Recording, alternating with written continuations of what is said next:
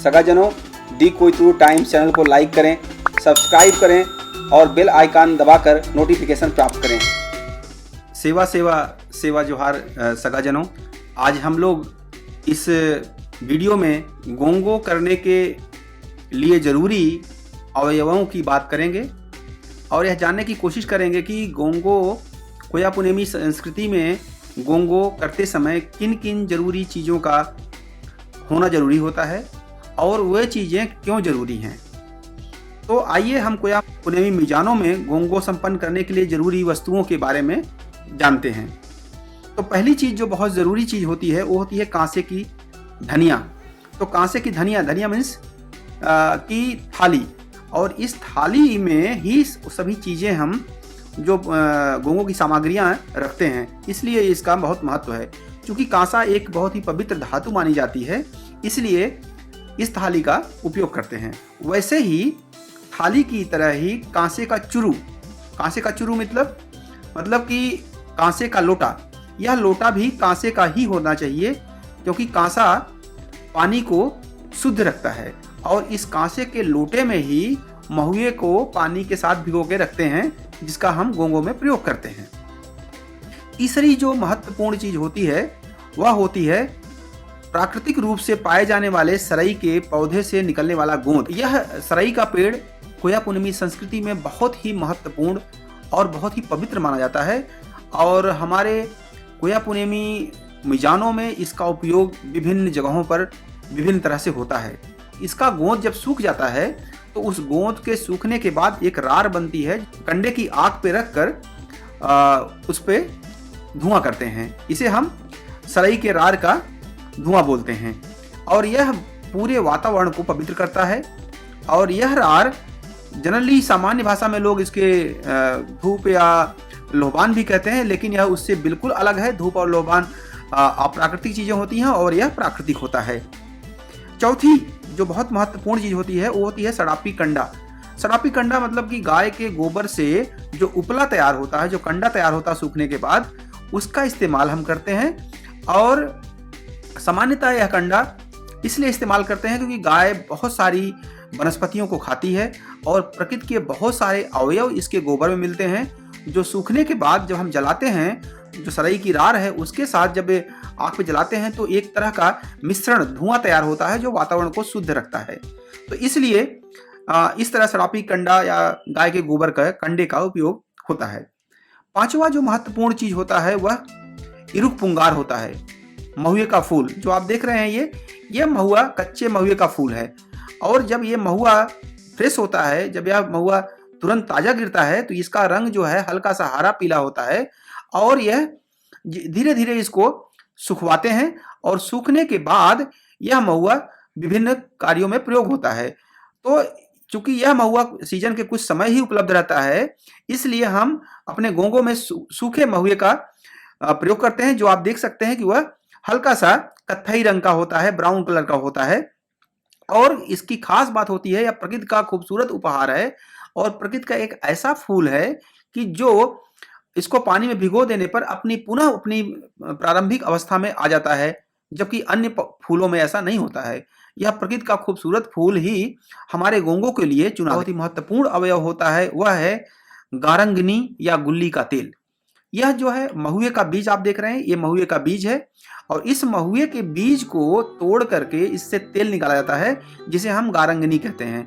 और इस महुए के तेल से ही हम दिया जलाते हैं, जिसमें एक अजीब सी खुशबू होती है और पूरे वातावरण में एक अजीब सी सुगंध फैलती है, जो गोंगो के लिए पूरा वातावरण तैयार करती है।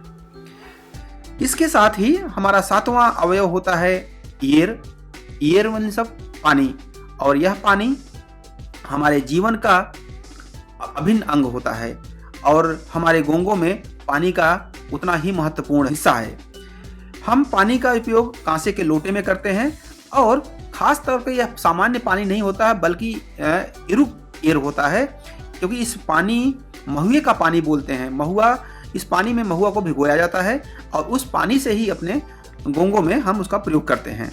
गोंगो का आठवां अवयव हुपुल डाड़ी होता है, जिसका मतलब कि उड़द की दाल या काली दाल होता है।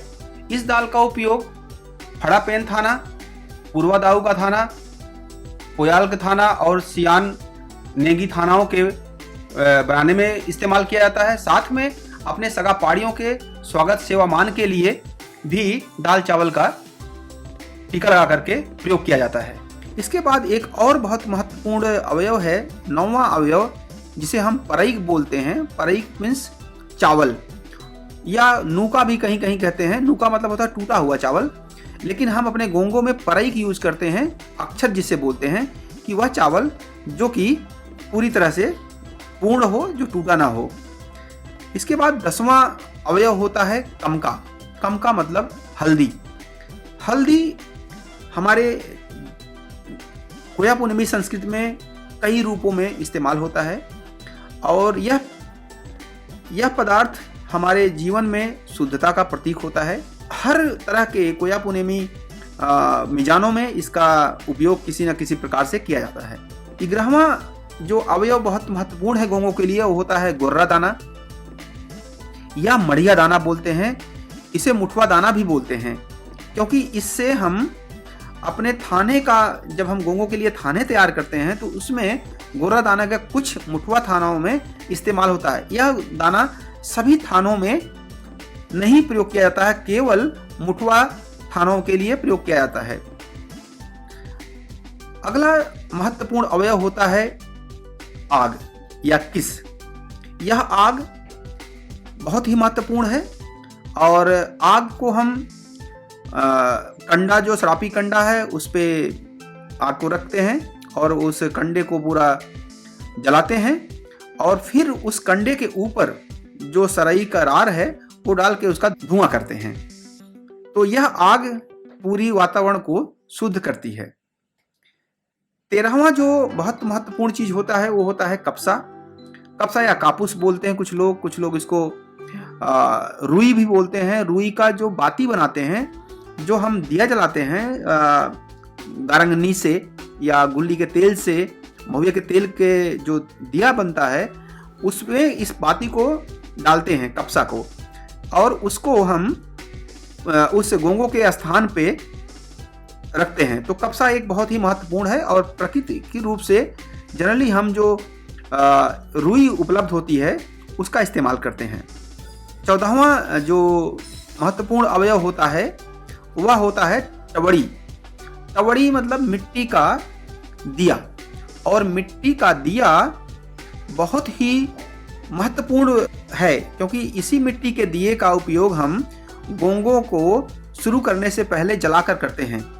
तो मिट्टी के दिए में हम गारंगनी डालेंगे और उसमें कपसा की बाती बना करके जला करके हम अपने पेंजियादाई थाना के ऊपर रख के शुरुआत करते हैं गोंगों की। इसलिए टवड़ी का बहुत ही महत्वपूर्ण रोल होता है। इसके बाद टवड़ी के नीचे, उस दिए के नीचे हम सिक्का रखते हैं, जिसे टक्का बोलते हैं।